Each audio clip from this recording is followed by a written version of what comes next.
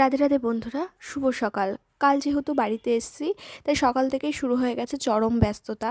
তার মধ্যে বাড়িতে ছিলাম না এতদিন, ইঁদুরের সমস্ত কিছু কেটে দিয়েছে, তোশক থেকে শুরু করে ফাইলপত্র যা বাইরে ছিল সমস্ত কিছু নষ্ট করে দিয়েছে। মানে আমি সারা ছাদ ছড়িয়ে নিয়ে বসে আছি যে কিভাবে কোনটা শেষ করব, গোছানো বুঝতে পারছি না।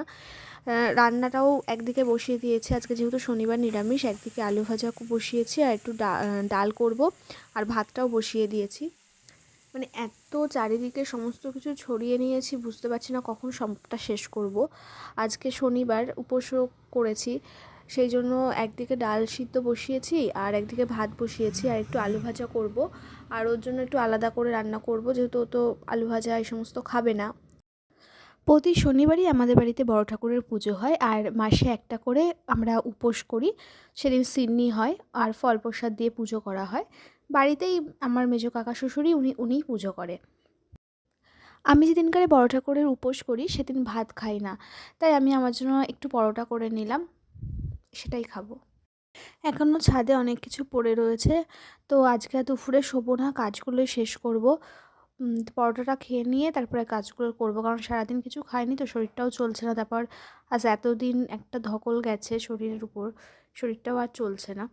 বাড়ি থাকবো না বলে ফ্রিজটাকে অফ করে রেখে গেছিলাম।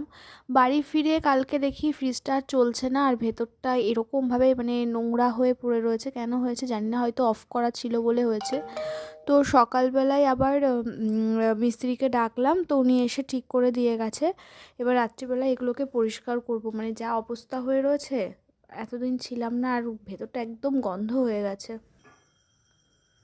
আর যেহেতু এতদিন বাড়িতে ছিলাম না, সেহেতু কিছুই ছিল না ঘরে, আবার নতুন করে সব নিয়ে আসা হলো। চাল নিয়ে এসেছি, আটা নিয়ে আসা হয়েছে, আর বাদবাকি জিনিসগুলো এখনও আনা হয়নি। আর বাসন টাসনগুলো মোটামুটি গুছিয়ে ফেলেছি।